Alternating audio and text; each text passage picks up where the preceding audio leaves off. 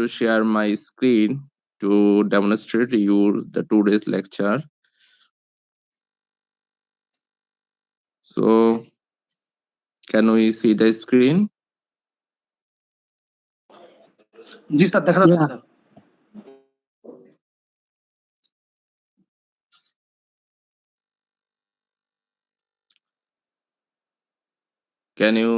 Can we see the lecture? Yes sir Thank you. Today we will discuss about cervical, thoracic, and lumbar traction treatment and application. In previous lecture, we showed some of the key point about cervical traction.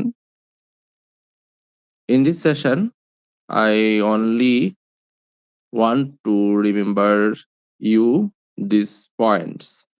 These are cervical traction application of longitudinal force to the cervical spine, either manually, mechanical, or self method, demonstrated in pictures. In previous lectures, I demonstrated those pictures and hope that all of you understood that pictures. Today, points to remember during cervical traction application mechanically, we must be considered three essential points. That means forces starts with you start with 15 pounds, increase to 25 pounds, and never cross the 50 pounds. It's the previous lecture's key point. Now we discuss the previous lecture's key points. Remember, please. Level traction varies with angle placement of cervical region, prepared position of subject, supine. Cervical traction has linked to 5 mechanical factors: position of the neck, force applied during traction, duration of traction, angle of pull, position of subject. Cervical traction, position of the neck. In previous lecture, we discussed this issue. Now I want to remember this issue again. This is that the position of neck, natural level of effect when you impose your traction, cervical traction in natural position of the neck, then the effect is to complete traction for entire cervical region. And if you apply your force 25 to 30 degree flexion, then your level of effect is to straighten the cervical lordosis. If your position of neck is 50 degree flexion, then your expected level of effect is facet joint separation. Cervical traction, duration of traction is initially acute condition in first day, 2-3 minutes prepared. Most of our physiotherapists do a mistake here that they don't know about the duration, and this duration based on the evidence prepared in the systemic meta-analysis or randomized control trial RCT researches. Initially, acute condition first day 2 to 3 minutes prepared. So you must consider it first if the condition is acute or chronic. If it is acute, and then initially you should be far from the cervical traction in 2 to 3 minutes, non-painful, continuous for 10 minutes. And you must be considered that the cervical traction should be continuous, first day, not exceed 10 minutes. And it initially 2-3 minutes prepared. Maximum duration given 10 to 15 minutes. And intermittent traction, if you will give static traction, then you follow 2 and 3 minutes prepared, non-acute condition, and continue for 10 minutes. But if you maintain intermittent traction, then your on-off sequence follow 3:1 or 4:1 ratio, as like as 3:1. That means if you give 3 minutes on time, you maintain 1 minute of time. If you give 4 minutes on time, if you will give 1 minute of time. Also, you can give 6 minutes on time, then your off time must be calculated according to the proportion 3:1 or 4:1. This is the ratio on cervical traction. Angle of pull, I discussed it the previous class. I remembered you. I makes reminder you that cervical 1 2 flexion of position must maintain 0.5 degree, 0 to 5 degree. Cervical 2, cervical 5, 10 to 20 degrees of flexion. Cervical 5, cervical 7, 25 to 30 degrees of flexion. Cervical traction and position of subject prepared position supine, complete or cervical traction in relaxed position, and sitting anti-gravity traction. If you are prepared to give the anti-gravity traction to the patient for your convenience treatment procedure, you must be able to be set the patient in sitting position to maintain the anti-gravity traction. Now we discuss about the center of cervical traction recommended parameters. You see the table here. Goals of the treatment: initial and acute phase, force applied 3 to 4 kg, hold and relax time is static. So this indicates that initial and in acute phase, you must be maintained the static traction. Their force applied should be 3 to 4 kg and duration should be 5 to 10 minutes. The table recommend that you joint distraction. If you want to joint distraction or it is a goal of your sorry treatment sir that একটু you interruption করলাম want, sir yes, sir একটু interruption করলাম sir বাংলাতে বললে মানে আমাদের জন্য বোধগম্য বেশি ভালো হতো লেকচারটাই ওকে আমাদের এখানে গোলস অফ ট্রিটমেন্টটা ছিল যে ইনিশিয়াল এন্ড অ্যাকোয়ার্ড ফেজে আমরা যদি প্রাথমিক পর্যায়গুলোতে দেখি তাহলে আমাদের স্ট্যাটিক হচ্ছে ট্রাকশনটা আমরা ব্যবহার করে থাকি। তো স্ট্যাটিক ট্রাকশনে 3 থেকে 4 কেজি আমরা ফোর্স অ্যাপ্লাই করে থাকি। এটা একটা রেশিও আছে, আমরা গতবার বলেছি যে আপনি আপনার যে বডি ওয়েট সেটাকে 5 দিয়ে, পেশেন্টের যে বডি ওয়েট সেটাকে 5 দিয়ে ভাগ করা হয় অথবা 7 দিয়ে ভাগ করা হয়, কিন্তু এভিডেন্স বলে যে 5 দিয়ে ভাগ করাটা হচ্ছে সবচেয়ে বেশি অ্যাকসেপ্টেবল। তো সেইটাও যদি আপনি হচ্ছে মনে না রাখতে পারেন সেক্ষেত্রে আপনি এই চার্টটা ফলো করতে পারেন। এই টেবিলটা আপনাকে বলতেছে যে ইনিশিয়াল এন্ড অ্যাকুয়েট ফেজে 3 থেকে 4 কেজি আপনি ফোর্স এপ্লাই করবেন স্ট্যাটিক পজিশনে। আপনার স্ট্যাটিক পজিশন দ্যাট মিন্স হচ্ছে স্ট্যাটিক ট্রাকশন আপনি ব্যবহার করবেন মেশিনের মধ্যে। স্ট্যাটিক এন্ড হচ্ছে ইন্টারমিডিয়েট আমরা উল্লেখ করা থাকে, গত লেকচারে এটা আমরা আলোচনা করেছি। ডিউরেশন 5 থেকে 10 মিনিট হবে। যদি আপনি জয়েন্ট ডিস্ট্রাকশন করতে চান, সাধারণত রেডিকুলোপ্যাথিতে জয়েন্ট ডিস্ট্রাকশন করতে হয়। তো সেই ক্ষেত্রে যদি আপনি জয়েন্ট ডিস্ট্রাকশন করতে চান ফোর্স অ্যাপ্লাইড হবে 9 থেকে 13 কেজি বেসড অন, এটা হচ্ছে পেশেন্টের পেইন কতটা সে ফিল করে। যদি পেইন 9 কেজিতে ফিল করে না করে তাহলে 9 কেজি, যদি পেইন দেখেন যে সে আসলে 10 কেজিতে ফিল করতেছে আপনাকে আরো কমায় দিতে হবে, 9 তে ফিল করলে আরো কমায় দিতে হবে। Traction must be pain free condition, এটা আপনাকে ব্যথা মুক্ত অবস্থায় দিতে হবে। এবং এখানে জয়েন্ট ডিস্ট্রাকশন যদি আপনি করতে চান তাহলে আপনাকে 15 সেকেন্ড দিতে হবে হোল্ড অর রিল্যাক্স টাইম এবং ডিউরেশন হবে 20 মিনিট। হোল্ড রিল্যাক্স টাইম মানে 15 সেকেন্ড আপনি হোল্ড দিবেন, 15 সেকেন্ড রিল্যাক্স দিবেন। মানে অন টাইম দিবেন 15, অফ টাইম দিবেন 15। টু ডিক্রিজ মাসল স্পাজম, আপনি যদি মাসল স্পাজম দূর করতে চান তাহলে ফোর্স অ্যাপ্লাই করবেন 5 থেকে 7 কেজি। এর মধ্যে 5 সেকেন্ড হচ্ছে আপনাকে রিল্যাক্স করতে হবে, আবার 5 সেকেন্ড হোল্ড টাইম দিতে হবে। ডিউরেশন হবে 20 থেকে 30 মিনিট। এবং খেয়াল করে দেখেন এখানে জয়েন্ট ডিস্ট্রাকশন করার জন্য যে 20 থেকে 30 মিনিট, মাসল স্পাজম দূর করতে চাইলেও 20 থেকে 30 মিনিট, ডিস্ক প্রোলাপসের ক্ষেত্রেও 20 থেকে 30 মিনিট হচ্ছে আপনার ডিউরেশন টাইম। কিন্তু হোল্ড এন্ড রিল্যাক্স টাইমটা একটু চেঞ্জ হয়ে যাচ্ছে। যদি আপনি ডিস্ক প্রোলাপস হয় তাহলে 60 সেকেন্ড দিতে হয় আপনার হোল্ড, আর রিল্যাক্স টাইম দিতে হয় 20 সেকেন্ডস। এগুলো কিন্তু আপনার রিসার্চ এর উপর বেস করে ডেভেলপ করা হয়েছে, এমন না যে এটা মন মতো এখানে বসায় দিলাম। এবং ডোজিং বা ডোজ কিন্তু আমরা এভাবে রিসার্চের উপর বেস করে ডেভেলপ করে থাকি।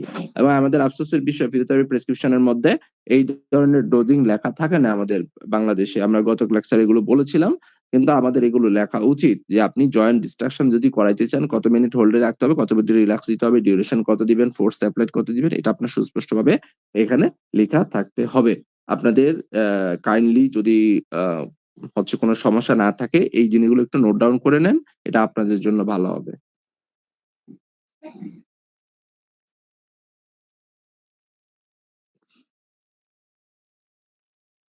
এতটুকু বুঝতে কারো অসুবিধা আছে?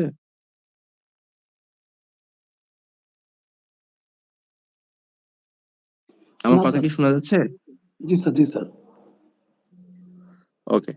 এরপরে আমাদের হচ্ছে থোরাসিক ট্রাকশনের ক্ষেত্রে থোরাসিক ট্রাকশন বেসড ৪ টা টাইপে ভাগ করা হয়। একটা হচ্ছে compression extension traction, thoracic flexion traction, body weight, thoracic traction, fireman technique, self thoracic traction. এখানে অনেক আলোচনা করে লাভ নাই।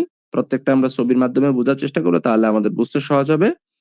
তো আমরা এই ৪ টে টাইপ একটু ছবিতে দেখে নিই। This is compression extension traction. কেমন? আপনারা ছবিটা দেখতে পাচ্ছেন তো না? জি জি, স্যার। দেখা যাচ্ছে। আচ্ছা, ছবিটা একটু খেয়াল করেন। দেখেন থোরাসিকের মধ্যে বুকের ঠিক মাঝখানে সেখানে একটা ওয়েট ফেস্ট ফিট করা আছে। অ্যাঙ্গেল সাধারণত ১৫ ডিগ্রির মতো। এরপরে তাকে হচ্ছে আ এখানে ওয়েটটা কাজ করছে মূলত নেকের ওয়েট। নেকটা ওখানে চলে যাওয়ার কারণে থোরাসিকের এটা ডিস্ট্রাকশন হচ্ছে। This is compression extension traction. এরপরে এখানে দেখেন thoracic traction by body weight. এই বডি ওয়েটের সাহায্যেও কিন্তু আপনি থোরাসিক ট্রাকশনটা দিতে পারেন এবং সেক্ষেত্রে আপনাকে কি করা হচ্ছে, এই ট্রাকশনের ছবিটা হচ্ছে এরকম। এটা আপনার সিলিং এর সাথে বা ইয়ের সাথে এই আ আপনার নেকটাকে এবং ট্রাঙ্কটাকে সাপোর্ট দিয়ে তারপরে বডিটাকে ছেড়ে দিতে হয়। বডিটাকে ছেড়ে দিলে এই বডির ওয়েটের কারণে থোরাসিক রিজিয়নে কি হয়ে যাচ্ছে? ডিস্ট্রাকশন হয়ে যায়। This is thoracic flexion traction body weight. আরেকটা হচ্ছে ফায়ারম্যান। এটা আপনারা সবাই পরিচিত। এই থোরাসিক ফায়ারম্যান টেকনিকটা। যদিও এটা আপনারা ফিজিওথেরাপি টেকনিক হিসাবে পরিচিত না। এটা আপনারা হচ্ছে কাইরোপ্র্যাকটিক, আমাদের যারা নতুন আরকি বাংলাদেশে নতুন সেনসেশন কাইরোপ্র্যাকটিক। এই কাইরোপ্র্যাকটিক এর একটা আ টেকনিক হিসেবে আপনারা হয়তো জেনে থাকেন। But this is a thoracic traction technique এবং এই টেকনিকের ক্ষেত্রে আপনি খুব ভালো করে জানেন যে এখানে কি করা হয়? হাতগুলো প্লেস করা হয়। রুগীর দুইটা হাতটাকে ব্যান্ড করে তার যেই আ শোল্ডারের নিচে গ্রোইন রিজন আছে সেখান দিয়ে হাতটা ভিতরে ঢুকে দিয়ে তারপরে হচ্ছে তার আ হাতের উপরে চাপ দেওয়া হয়। দিলে কি হচ্ছে? থোরাসিক রিজনের যেই ভার্টিব্রা গুলো সেগুলো একটা আরেকটা থেকে সরে যায়। This is thoracic traction fireman technique. তো এইটা আসলে ফায়ারম্যান কেন বলা হইলো? এটার একটা কারণ আছে। সেটা হচ্ছে আমরা মানে ফায়ার সার্ভিসের ফায়ার ফাইটাররা যখন হচ্ছে কোনো মানুষের রেস্কিউ করে তখন তারা সাধারণত এই প্রসেসটা ব্যবহার করে থাকে। এজন্য এটার নাম হচ্ছে থোরাসিক ফায়ারম্যান ট্রাকশন টেকনিক। আর আরেকটা টেকনিক আছে সেলফ থোরাসিক ট্রাকশন। দেখেন এইটা হচ্ছে কি, দেখেন ২ টা চেয়ার পাশাপাশি দেওয়া আছে দিয়ে ফিজিওথেরাপিস্ট ডান পাশে দাঁড়ানো, টাই পরা ভদ্রলোক।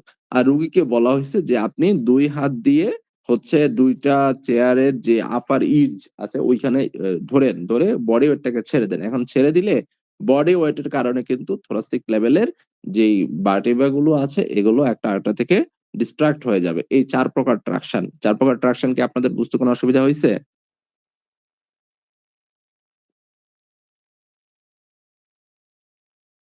না স্যার। ওকে। তো দিস প্রসিডিউরস এগুলো হচ্ছে এইখানে এরপরে আপনার থোরাসিক ট্রাকশনের ৪ টা চাপ তো বললামই। Compression, extension traction, thoracic flexion, extension body weight, thoracic traction fireman technique, self thoracic traction. এখানে বেশ কিছু হচ্ছে ইন্ডিকেশন দেওয়া আছে। আমরা ইন্ডিকেশনটা একটু এক লাইনে পড়ে নেই যাতে করে আমাদের হয়তো মনে থাকে যে traction application that deals with supporting the spine, its ideal position against the deformity and displacement of the spine. This helps in reattainment of ideal posture. Compression extension traction is generally used for thoracic kyphosis. তাহলে খেয়াল করেন আমাদের যারা কাইপোসিসের patient, আপনারা সবাই কাইপোসিস সম্পর্কে জানেন তাই না? জি স্যার। কাইপোসিস বলতে কি বোঝায়? Excessive forward bending of the cervical bicep, thoracic bicep. মানে কুঁজো হয়ে যাওয়া তাই না? বাংলায় এই তো নাকি? জি স্যার। জি স্যার। তো এই কুঁজো হয়ে গেলে তার মানে ফিজিওথেরাপির ক্ষেত্রে থোরাসিক ট্রাকশনটা খুব ভালো কাজ করে।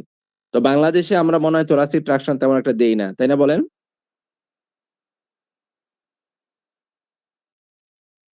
কি বলেন? আপনারা কি বলেন? দেন সবাই? ব্যবহার করেন থোরাসিক না ট্রাকশন? স্যার, তেমন তো দেখা যায় না চেম্বারগুলোতে। 5% ও হয় না স্যার। হ্যাঁ, এখন থেকে একটু চেষ্টা করবেন যদি এই কাইপোসিসের পেশেন্ট আছে বা যাদের আপনার স্কোলোসিসের পেশেন্ট তাদেরকে যখন আপনি এই থোরাসিক লেভেলের পশ্চাৎ কারেকশন করতে চান তখন আপনি থোরাসিক ট্রাকশনটা ব্যবহার করতে পারেন। ঠিক আছে? এরপরে thoracic traction or stretching upper thoracic and kyphosis with the patient already এটা বলছি thoracic traction fireman technique এটাও আমরা বলছি কিভাবে দিচ্ছে thoracic self thoracic traction এটাও আমরা অলরেডি ছবির সাহায্যে বুঝিয়ে দিলাম। এবার আছে lumbar traction application of longitudinal force to the lumbar spine either manually or mechanically or self method demonstrated in pictures. Points to remember during cervical traction application mechanically. তো এখানে একটু ভুল লিখছে, এটা লাম্বার ট্রাকশন হবে। তো lumber traction application mechanically force start with 25% of body weight up to 50%। তাহলে আপনি লাম্বার ট্রাকশনের সময় ফোর্স কত দিবেন, ওয়েট দিবেন কত, একজন বলেন না?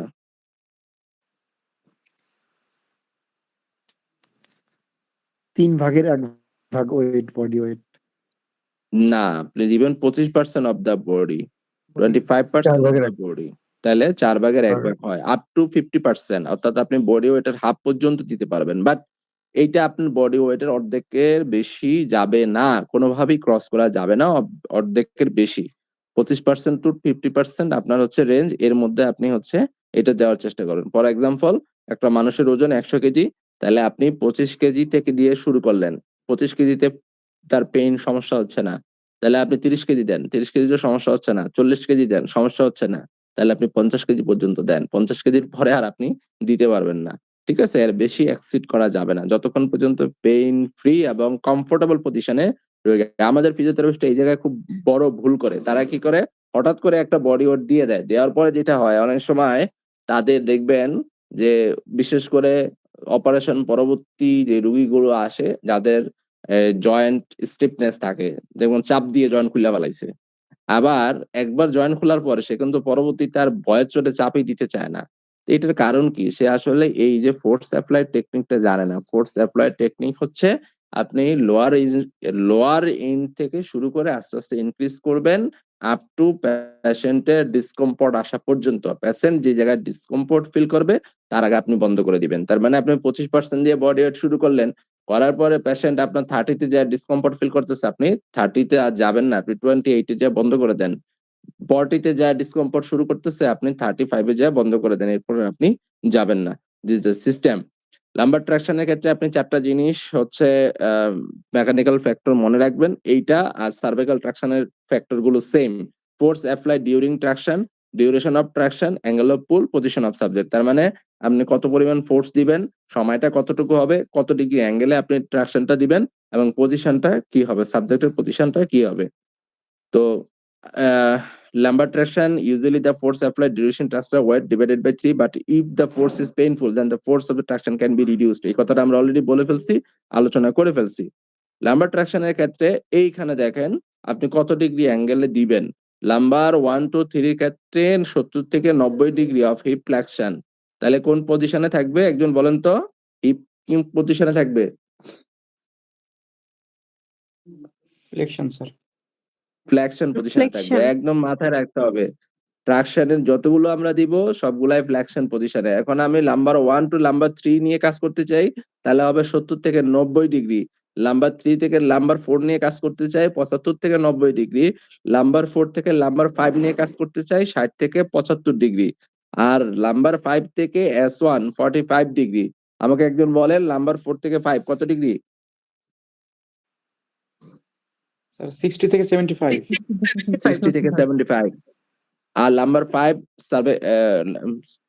স্যাক্রাল 1 কত ডিগ্রি? 45 ডিগ্রি। 45 ডিগ্রি। আমরা এগুলো সবাই মেনটেন করি, কি বলেন? চেম্বারে মেনটেন করি না?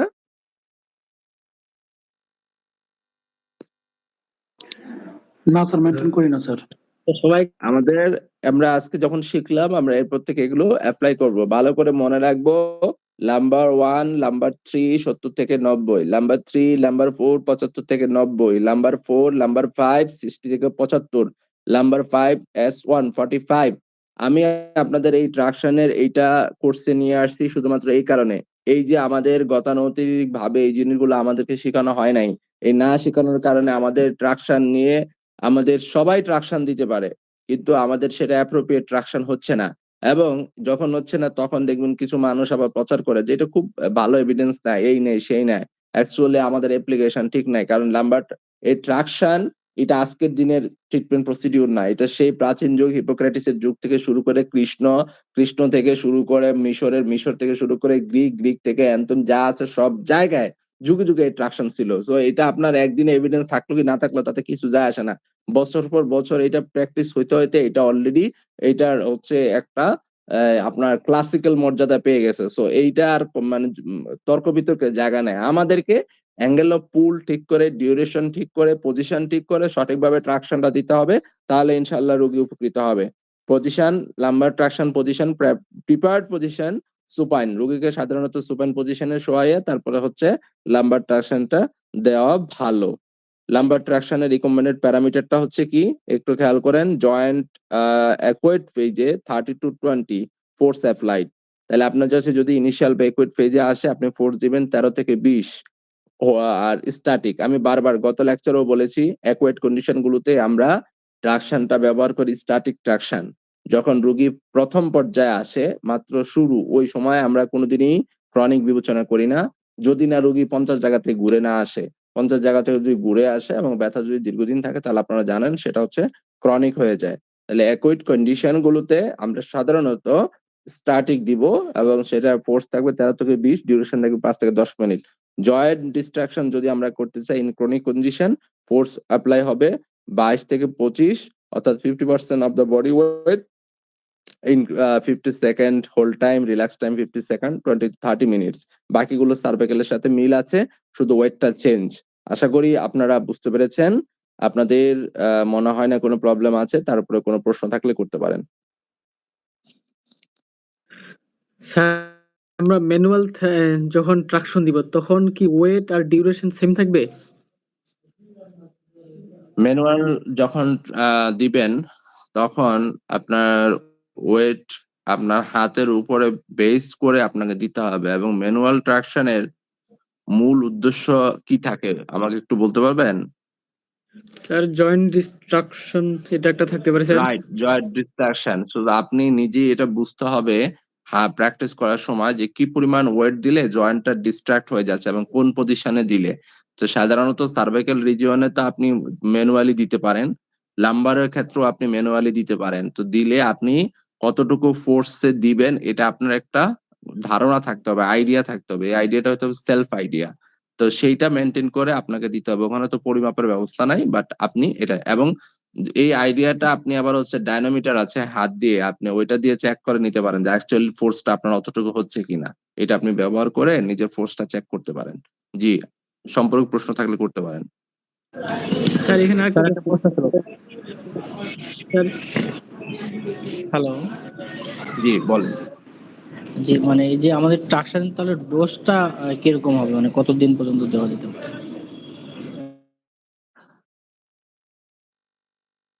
ডোজ নির্ভর করে রোগীর রিকভারির উপরে, ঠিক আছে? রোগীর রিকভারি কতদিনে হচ্ছে তার উপরে। এখন দেখেন আপনি 4 দিন দিলেন, 4 দিন দেওয়ার পরে আমরা প্রত্যেকেই ফিজিওথেরাপির ক্ষেত্রে প্রথমে কি পড়ি? গোল পড়ি না? গোলস তো পড়ি নাকি? প্রত্যেকটা ফিজিওথেরাপি ট্রিটমেন্টের ক্ষেত্রে আমরা গোলস আছে কি নাই? আছে স্যার। আচ্ছা, গোলস কি একটা থাকে না অনেকগুলো থাকে? অনেকগুলো থাকে। অনেকগুলো থাকে। অনেকগুলো থাকে। এর মধ্যে দেখলেন 2টা গোলস অর্জিত আছে, তার মানে অর্জিত হয়েছে, তার মানে আপনি এই ট্রিটমেন্টটা কন্টিনিউ করতে পারেন। কোন গোলেই 4-5 দিন অর্জিত হয় না, আপনি কি আর এই ট্রিটমেন্ট কন্টিনিউ করার যৌক্তিকতা আছে?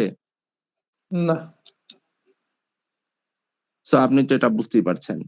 প্রত্যেকটা ট্রিটমেন্টের ক্ষেত্রেই আপনাকে দেখতে হবে যে অ্যাকচুয়ালি সেটার ক্ষেত্রে কোনো ইমপ্রুভমেন্ট আছে কিনা, এবং এই ইমপ্রুভমেন্ট গুলো আমরা কিভাবে পরিমাপ করি বলেন তো? পেশেন্ট রিঅ্যাসেসমেন্ট করলে তো বোঝা যাবে পেশেন্টের সাইন সিম্পটম আছে। কি দিয়ে বুঝতে পারবেন? সাইন সিম্পটম কি দিয়ে বুঝতে পারবেন?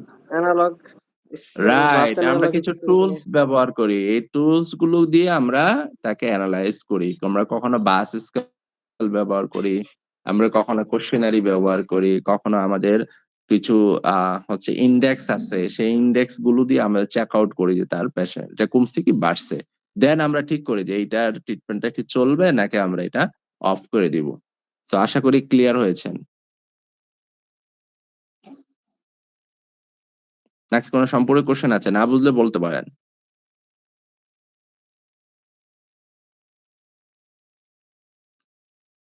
ক্লিয়ার হয়েছেন না বুঝেন নাই? দুইটা বলেন, নাহলে আমি কিভাবে বুঝবো?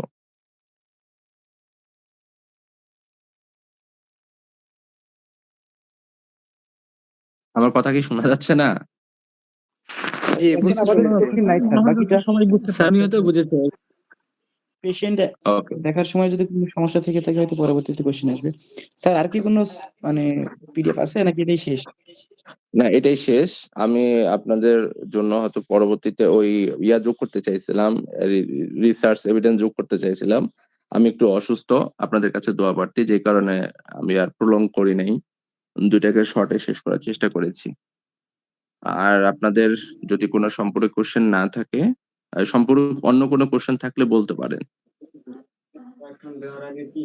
তারা স্যার আপনার ওখানে একটা ফিগার দেখলাম যেখানে ম্যানুয়াল ট্রাকশন অর্থাৎ মলিকান বেল্ট দিয়ে যে ট্রাকশনটা দিয়েছে সেখানে নিয়ের উপরে অর্থাৎ থাই বেস দিছে, কিন্তু আমরা যদি স্পাইন বরাবর দিই সেটা বেশি প্রিফারেবল ভালো হবে না আপনার থাইয়ের নিচে দিয়ে বেল্টটা দিলে ভালো হবে স্যার? এটা কি ফিজিওথেরাপিস্টের পজিশনটা বলতেছেন? না পেশেন্টের পজিশন বলতেছি। আচ্ছা, এইটা নির্ভর করতেছে পেশেন্ট কোন আপনি একটু পজিশনটাতে স্লাইডটা দেখাবেন, ফোর্স। ওইখানে একটা পেশেন্টের। হ্যাঁ আমি বুঝতে পারছি এটা, আপনি যে প্রশ্ন করেছেন লাম্বার ট্রাকশনের ক্ষেত্রে আমরা এটা কোথায় ব্যবহার করি, এটার কথাই তো বলছেন? জি স্যার, মলিকান বেল্ট আপনার কোথায় ব্যবহার করলে বেশি ভালো হয় স্যার? হ্যাঁ এটা আপনি সাধারণত যদি আমরা যেটা পাই আমাদের প্র্যাকটিসে, তখন আমরা কি করি যে একটা বেল্ট দিয়ে রোগীর কোমরটাকে বেঁধে নিই, রাইট? জি এবং স্যার। সেই বেল্ট থেকে আবার দুইটা বেল্ট এনে আমরা ফিজিওথেরাপিস্টের ব্যাকে সাপোর্ট দিই, এটাই তো? এখানে জি স্যার। দুইটা চিত্র আছে, আমি আবার দেখাচ্ছি, দুইটা চিত্র আছে, আপনার দুইটা চিত্র খেয়াল করলে বুঝতে পারবেন।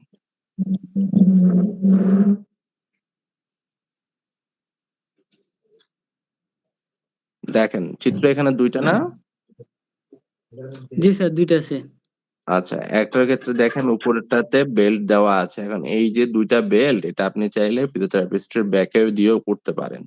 আরেকটা হচ্ছে এই যে রোগীকে নি বেন্ড করে, তো নি বেন্ড করে দিলেও হবে। খেয়াল করেন নি বেন্ড করে যখন দিচ্ছে তখন এই টাওয়ালের উপর দিয়ে দিচ্ছে, কারণ রোগী যাতে পেইন ফিল না করে। এখন এই পজিশনটা আপনি ইয়াং মানুষদের ক্ষেত্রে দিতে পারবেন, কিন্তু বয়স্ক মানুষদের ক্ষেত্রে দিতে পারবেন না, কারণ দিলে সে বলবে তার হাঁটুতে ব্যথা লাগতেছে। বুঝতে পেরেছেন? জি স্যার। তখন আপনি তাকে আবার এই উপরের পজিশনে বেল্ট বসাইয়ে আমরা সাধারণত যেটা ব্যবহার করি এটা দিতে হবে। এই জন্য কনভিনিয়েন্ট হলো কোনটা, ওই উপরেরটাই, অর্থাৎ ওই যে বেল্ট ব্যবহার করে কোমরে বেল্ট দিয়ে তারপরে টান দেওয়া।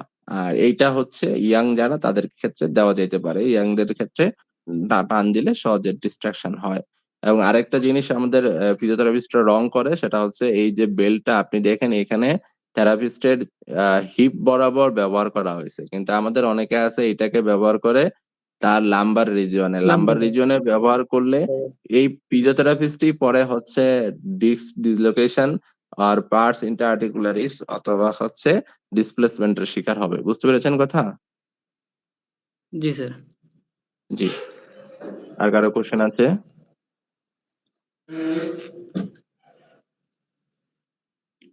ওকে, কোনো কোশ্চেন না থাকলে আমি ডাক্তার আবু বকর আপনার কাছে ফেরত দিব। আমি অসুস্থতার জন্য সকলের কাছে দোয়া চাচ্ছি। আপনাদেরকে ধন্যবাদ। ডক্টর আবু বকর আপনার প্লিজ। ধন্যবাদ স্যার, আপনাকে অসংখ্য ধন্যবাদ। আপনি অসুস্থতার মধ্যেও আজকের ক্লাসটা স্যার সম্বোধন করলেন স্যার। আপনারা সকলে হয়তো জানেন না যে আমাদের আলাউদ্দিন স্যার অনেক বেশি অসুস্থ, তার মাঝখানেও তিনি অনেকগুলো কাজ করে যাচ্ছেন এবং সেই সাথে আপনাদের আজকের ক্লাসটা উনি অসুস্থ থাকার পরেও চেষ্টা করেছেন আজকে নেওয়ার জন্য। তো উনি আসলে আপনাদের সকলের কাছে দোয়া প্রার্থী, আমাকেও বলেছেন। তো আমরা আশা করি আসলে বাংলাদেশ ফিজিক্যাল থেরাপি অ্যাসোসিয়েশন এরকম আরো অনেকগুলো কোর্স রান করবে, যাতে করে আমাদের যারা আমাদের প্রফেশনাল আছে এবং সেই সাথে আমাদের যারা শিক্ষার্থী আছে তাদের উপকৃত হবে এই সকল কোর্সগুলোতে। তো আজকের এই ট্রেনিং প্রোগ্রামটিতে যারা উপস্থিত হয়েছেন সকলকে আন্তরিকভাবে ধন্যবাদ জানিয়ে আজকের আমরা ট্রেনিং প্রোগ্রামটি শেষ করতেছি। সকলকে ধন্যবাদ। আসসালামু আলাইকুম।